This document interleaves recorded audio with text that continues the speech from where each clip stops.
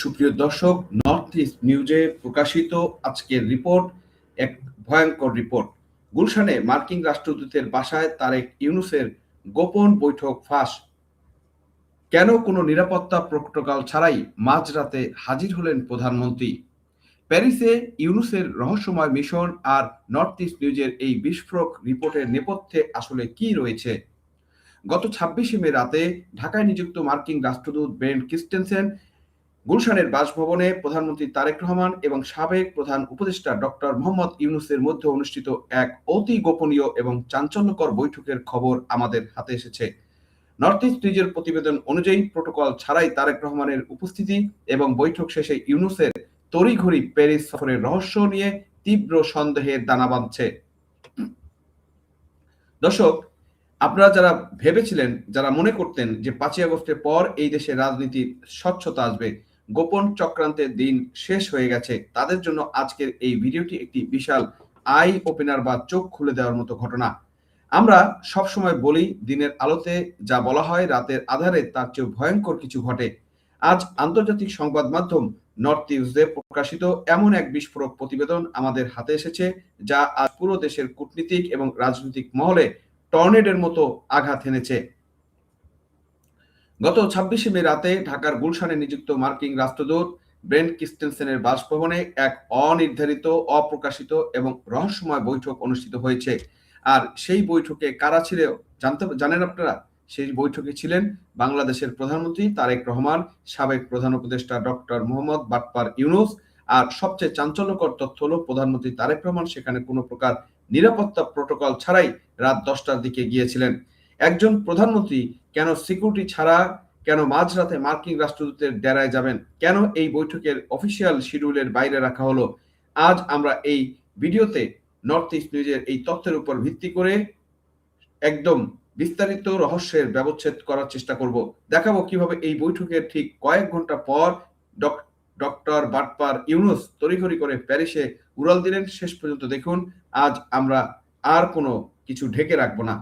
দর্শক, আপনারা জানেন সম্প্রতি নেপালের এখন যে প্রধানমন্ত্রী হয়েছে তার সাথে মার্কিন রাষ্ট্রদূত দেখা করতে গিয়েছিল এবং তার সাথে কিন্তু তিনি দেখা দেননি, কারণ উনি বলেছেন যদি আমি দেখা করি তাহলে শুধু ট্রাম্পের সাথে করব, কারণ ট্রাম্প আর উনি একই লেভেলের। তাহলে তারেক রহমানের মতো একজন প্রধানমন্ত্রী কিভাবে প্রোটোকল ছাড়া একজন মার্কিন রাষ্ট্রদূতের, মানে একটা দেশে অবস্থিত একটা রাষ্ট্রদূতের সাথে দেখা করতে যান? মানে এটা কোন ধরনের শিষ্টাচার, সেই প্রশ্নটা আপনাদের কাছে আমরা রেখে গেলাম। আসুন সরাসরি নর্থ ইস্ট নিউজের প্রতিবেদনের সেই লোমহর্ষক তথ্যের দিকে দেখা যাক। 26শে মে রাত্রে আনুমানিক 10টা, যখন পুরো ঢাকা শহর ঘুমের প্রস্তুতি নিচ্ছে, তখন প্রধানমন্ত্রী তারেক রহমান কোনো প্রকার রাষ্ট্রীয় প্রোটোকল বা জাঁকজমক ছাড়াই পৌঁছে গেলেন গুলশানে মার্কিন রাষ্ট্রদূত ব্রেন্ট ক্রিস্টেনসেনের বাসভবনে। কার্ড বেচতে গেছিল নাকি আবার কোনো? এরকম একটা কথা হতে পারে আসলে। দর্শক, কার্ডও বেচতে যেতে, ভাইয়া তো আবার অনেক কার্ড বিক্রি করেন। ভাবুন একবার, একজন প্রধানমন্ত্রী হিসেবে তার যে নিরাপত্তা প্রোটোকল পাওয়ার কথা তা তিনি নিজেই উপেক্ষা করছেন। কেন? কারণ এই আলোচনাটি ছিল অত্যন্ত সংবেদনশীল এবং অফিস শিডিউলের বাইরে রাখা হয়েছিল, কারণ এটা একটা চক্রান্তের মিটিং, এটা বাংলাদেশ ধ্বংস করার মিটিং। নর্থ ইস্ট নিউজের রিপোর্ট অনুযায়ী সেখানে কোনো ঊর্ধ্বতন সহযোগী উপস্থিত ছিলেন না। তার মানে 3 ব্যক্তির মধ্যে কি কথা হয়েছে তা কোনো সরকার নির্ধারিত নথিতে নেই। অথচ আলোচনার বিষয় অবগত কর্মকর্তারা জানিয়েছেন যে কথোপকথন মূলত বাংলাদেশের রাজনৈতিক উত্তরণ এবং মার্কিন যুক্তরাষ্ট্র, ইউরোপীয় ইউনিয়ন এবং ভারত সহ প্রধান রাজনৈতিক পক্ষগুলোর সাথে দেশের সম্পর্কের উপর আলোকপাত করা হয়েছে। দর্শক, এই ধরনের যে মিটিং প্রোটোকল ভেঙে একটা দেশের প্রধানমন্ত্রী যদি করতে পারে, তার প্রধানমন্ত্রী পদে থাকার অধিকার রয়েছে কিনা সেই প্রশ্নটা আমি আপনাদের কাছে করে গেলাম। এটা মারাত্মক একটা ব্যত্যয়, একটা নৈতিকতার পরাজয়। নৈতিকতা, একটা সরকার যে বা একজন প্রধানমন্ত্রী যে শপথ করেন, সেই শপথের নৈতিকতার ব্যত্যয় ঘটেছে বলে আমরা মনে করি। সেক্ষেত্রে তাকে ইমপিচমেন্ট করা বা তারেক রহমানের উচিত এই খবর বের হওয়ার পর তার পদ থেকে তার পদত্যাগ করা। এটাই হচ্ছে একটা সভ্য দেশ হলে হতো, কিন্তু উনি তো আর করবে না, কারণ উনি তো অনেকদিন পরে এসেছেন। কার্ড বিক্রি করবেন, টাকা কামাবেন, তারপরে উনি যাবেন। নর্থ ইস্ট নিউজের রিপোর্ট অনুযায়ী সেখানে কোনো ঊর্ধ্বতন সহযোগী ছিলেন না, এটা আমরা জানলাম। প্রশ্ন হচ্ছে, দেশের জাতীয় স্বার্থ আর কূটনীতিক সম্পর্কের মতো গুরুত্বপূর্ণ বিষয় কেন মার্কিন রাষ্ট্রদূতের বাসায় রাতের আধারে প্রোটোকল ছাড়া আলোচনা করতে হবে? প্রধানমন্ত্রীর কার্যালয় কিংবা মার্কিন রাষ্ট্রদূত এই দূতাবাস কোনো পক্ষই কিন্তু এই বৈঠকের কথা প্রকাশ্য স্বীকার করেনি। এই ক্লোজ অ্যান্ড ড্যাগার রাজনীতি কেন? দেশের জনগণ কি জানার অধিকার রাখে না যে প্রধানমন্ত্রী মাঝরাতে কাদের সাথে কি চুক্তি করছেন? বন্ধুরা, এই নাটকের সবচেয়ে বড় কুল লুকিয়ে আছে এই বাটপার ইউনূসের প্যারিস সফরের মধ্যে। 26শে মে রাতে সেই গোপন বৈঠক শেষ হওয়ার মাত্র কয়েক ঘন্টা পর, অর্থাৎ 27শে মে ভোরেই ডক্টর ইউনূস, বাটপার ইউনূস, টার্কিশ এয়ারলাইন্সের একটি ফ্লাইটে প্যারিসের উদ্দেশ্যে ঢাকা ত্যাগ করেন। সাথে ছিলেন তার ঘনিষ্ঠ সহযোগী লামিয়া মুর্শেদ ওরফে তার ডার্লিং মুর্শেদ। নর্থ ইস্ট নিউজের সূত্রগুলো বলছে, ইউনূসের এই সফরটি মূলত 26শে মের বৈঠকে থেকে উদ্ভূত পরিস্থিতির ফলো আপ বা আলোচনার সাথে সম্পর্কিত। প্যারিসে গিয়ে তিনি বেশ কয়েকজন অবাংলাদেশি কর্মকর্তার সাথে সাক্ষাৎ করেছেন।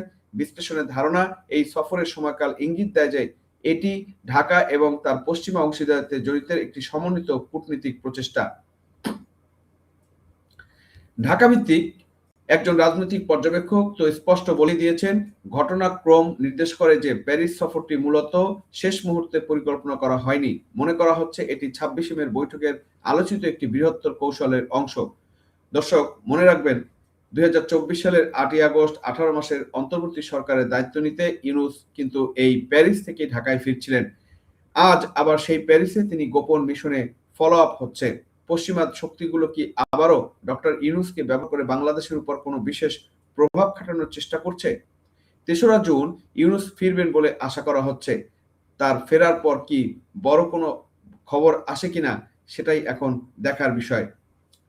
বন্ধুরা, যখন দেশের প্রধানমন্ত্রী এবং সাবেক প্রধান উপদেষ্টা এভাবে গোপনে কোনো বিদেশি রাষ্ট্রদূতের সাথে বৈঠক করেন, তখন সেখানে স্বচ্ছতার অভাব নিয়ে প্রশ্ন ওঠাই স্বাভাবিক। নর্থ ইস্ট নিউজের প্রতিবেদন প্রকাশের পর বিরোধী দলীয় নেতারা এই গোপন বৈঠক এবং ইউনূসের বিদেশ সফর উভয় বিষয়ে আরো বেশি স্বচ্ছতার দাবি জানিয়েছেন।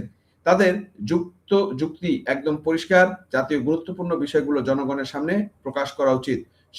সরকারি কর্মকর্তাদের অবশ্যই জোর দিয়ে বলছেন যে এই গোপন পরামর্শগুলো রাষ্ট্রীয় বিষয়, ইউনূসের কোনো ভূমিকার পূর্বাভাস হতে পারে। কিন্তু প্রশ্ন হচ্ছে, ইউনূস তো এখন আর সরকারের কোনো পদে নেই, তিনি সাবেক প্রধান উপদেষ্টা। তাহলে রাষ্ট্রীয় বিষয়ে তার এই ধরনের প্রচ্ছন্ন ভূমিকা এবং পশ্চিমা কর্মকর্তাদের সাথে ফলো আপ কেন? কেন কর্তৃপক্ষ এই বিষয়ে মুখে কুলুপ এঁটে রয়েছে?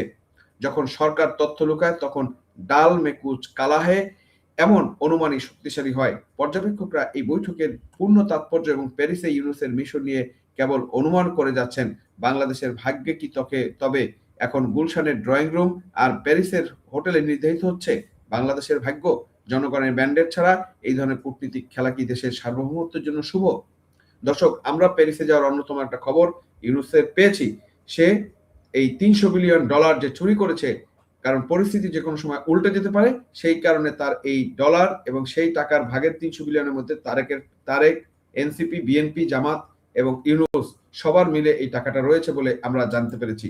দর্শক, আমরা নর্থ ইস্ট নিউজের সেই নিউজটার হেডিং গুলো একটু দেখে আসি। সেখানে বলছে, unscheduled meeting between US envoy to Dhaka, Tarique Rahman and Yunus on May 26th night. The meeting took place at US Ambassador Brent Christensen Gulshan residence, where Bangladesh PM Tarek Rahman is said to have reached without security. দেখেন, এখানে কিন্তু স্পষ্ট বলা হচ্ছে এই north east news কোনো ফালতু পত্রিকা নয় যে এখানে ভুয়া খবর দিবে। তারা তথ্য ভিত্তিক খবর দিয়েছে এবং তারা শিওর হয়ে দিয়েছে। দর্শক, 24 তারিখ আমরা আরেকটা কন্টেন্ট করেছিলাম, সেখানে কিন্তু বলেছিলাম যে তারেক ইউনূস গুলশানে গোপন বৈঠক হয়েছে এবং এই 26 তারিখে যে মিটিংটা হয়েছে সেটা পরবর্তী ফলো আপ মিটিং হয়েছে। তারা 22 তারিখে প্রথম মিটিং করেছে, যেখানে তারেক রহমান এবং ইউনূস তারা দুজনে মিটিং করেছে এবং তারা মিটিং করে সেটা ইউএস অ্যাম্বাসিডরের সাথে তাদের যারা একটা পরবর্তী মিটিং এর ধার্য করা বা ঠিক করা সেটা করেছে এবং সেটা তারা 26 তারিখ করেছে। দেখেন, আমরা যে বলেছিলাম যে গোপন মিটিং গুলশানে হচ্ছে, আজকে কিন্তু এই নর্থ ইস্ট নিউজ সেটার বাস্তবতা আপনাদের সামনে তুলে ধরলো। এটাই সত্য, এটাই বাস্তবতা। দর্শক, এখানে আরো বলা হচ্ছে, a late night meeting involving US ambassador to Bangladesh Brent Christensen, prime minister Tarique Rahman and former chief advisor Mohammad Yunus on May 26 has triggered intense speculation and in political and diplomatic crisis, particularly following the Yunus sudden departure for an undisclosed visit to Paris. মানে এই ইউনুসের যে আমরা যে কথাটা জানি না যে প্যারিস উনি কেন গেছেন, সেটার ভিজিটের আগের দিন রাতে কিন্তু এই মিটিংটা তারা করেছে। Yunus took an early morning Turkish Airlines flight to France capital on May 27। দেখেন এই টার্কিশ প্লেনে করে সে যে ফ্রান্সে চলে গেছে, সে কথাটা তারা স্পষ্ট বলেছে যে 27 তারিখ 26 তারিখ মিটিং করেছে এবং 27 তারিখ চলে গিয়েছে। দেখেন দর্শক, একটা আন্তর্জাতিক পত্রিকা যখন, একটা মিডিয়া যখন এই একটা জিনিস ব্রেক করে বা সামনে নিয়ে আসে, তখন এটার গুরুত্ব কিন্তু অনেক বেশি আমাদের কাছে বা বিশ্ববাসীর কাছে পৌঁছে যায়। তার মানে বাংলাদেশ নিয়ে এখনো একটা সমীকরণ চলছে, একটা ষড়যন্ত্র চলছে, এটা কিন্তু এখন দিনের আলোর মতো স্পষ্ট। নর্থ ইস্ট নিউজের প্রতিবেদনের একটি অত্যন্ত গুরুত্বপূর্ণ পয়েন্ট বলা হয়েছে। আলোচনাটি মূলত মার্কিন যুক্তরাষ্ট্র, ইউরোপীয় ইউনিয়ন ও ভারত সহ প্রধান আন্তর্জাতিক পক্ষগুলোর সাথে দেশের সম্পর্কের উপর আলোকপাত করেছে। তার মানে ওই বৈঠকে এমন কোনো কৌশল নিয়ে কথা হয়েছে যা ত্রিভুজ সম্পর্কের ভারসাম্য রক্ষা করতে চায়। ভারত বরাবরই বাংলাদেশের স্থিতিশীলতার পক্ষে, অন্যদিকে যুক্তরাষ্ট্র ও ইউরোপীয় ইউনিয়ন সবসময় ডক্টর ইউনূসকে একটি বিশেষ দেখতে চায়, কারণ ডক্টর ইউনূস থাকলে বাটপারি করা সুবিধা হয় তাদের জন্য। প্রধানমন্ত্রী তারেক রহমান কি তবে এই বাটপার ইউনূসের ব্যবহার করে পশ্চিমা বিশ্বের সাথে একটি স্থায়ী ও শক্তিশালী বোঝাপড়ায় পৌঁছতে চাচ্ছেন, এবং সেই বোঝাপড়া ভারতের অবস্থানই বা কি হবে? তারেক রহমানের প্রোটোকল ছাড়া যাওয়ার ইঙ্গিতটা দেয় যে তিনি কোনো প্রকার সরকারি বা আমলাতান্ত্রিক জটিলতা ছাড়াই সরাসরি মার্কিন প্রশাসনের গ্রিন সিগন্যাল নিতে গিয়েছিলেন। বাটপার ইউনূস এখানে বড় এক ব্রিজ বা মধ্যস্থতাকারী ভূমিকা পালন করতে পারে বলেই নর্থ ইস্ট নিউজের সূত্রগুলো বলছে। যদি সত্যি হয়, তবে বাংলাদেশের আভ্যন্তরীণ রাজনীতিতে এই বাটপার ইউনূসের প্রভাব শেষ হয়ে যায়নি, বরং তা আরো গভীর হতে চলেছে বলে নর্থ ইস্ট নিউজ সন্দেহ প্রকাশ করেছে। দর্শক, আবারও আমি বলি, তারেক রহমান যে কাজটা, যদি এই কাজটা হয়ে থাকে এবং এই ধরনের তথ্য যদি এসে থাকে, যেহেতু নর্থ ইস্ট নিউজে বা ইন্টারন্যাশনাল একটা পত্রিকাতে এসেছে, তারা এভিডেন্স ছাড়া দেয়নি, সুতরাং তারেক রহমান, আমি মনে করি এটা সে শপথ ভঙ্গ করছে এবং এজন্য তার পদত্যাগ করা উচিত, এবং তার ক্ষমতায় থাকার নৈতিক কোনো অধিকার আছে বলে আমি মনে করি না। বন্ধুরা, নর্থ ইস্ট নিউজের এই প্রতিবেদনটি আমাদের রাজনৈতিক অঙ্গনে যে কম্পন সৃষ্টি করেছে, তার উত্তর আমাদের দরকার। প্রধানমন্ত্রী কেন প্রোটোকল ছাড়া রাষ্ট্রদূতের বাসায় যাবেন? কেন ইউনূসকে তড়িঘড়ি করে প্যারিসে ফলো আপ করতে পাঠানো হলো? আর কেনই বা পুরো বিষয়টি সরকার এবং দূতাবাস নিশ্চুপ? দেশটা কোনো ব্যক্তি বা গোষ্ঠীর নয়, দেশটা জনগণের। আমাদের ট্যাক্সের টাকায় চলা রাষ্ট্র পরিচালনা কেন গোপনীয়তার চাদরে ঢাকা থাকবে? এই ধরনের গোপন আতাত আর আন্তর্জাতিক লবিং যদি দেশের সার্বভৌমত্বকে প্রশ্নবিদ্ধ করে, তবে তার জবাব একদিন রাজপথে এই তারেক সরকারকে দিতে হবে।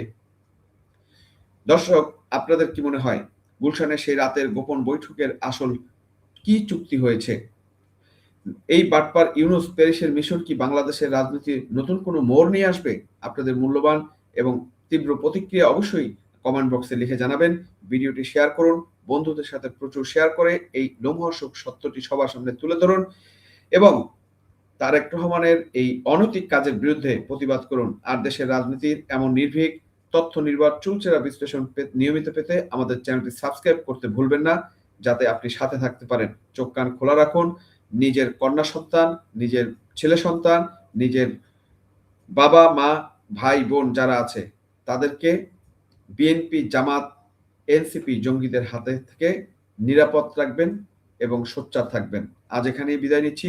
দেখা হবে পরবর্তী ভিডিওতে অন্য কোনো বিষয় নিয়ে। ততক্ষণ ভালো থাকবেন, সুস্থ থাকবেন এবং সবচেয়ে বড় কথা হচ্ছে নিরাপদ থাকবেন।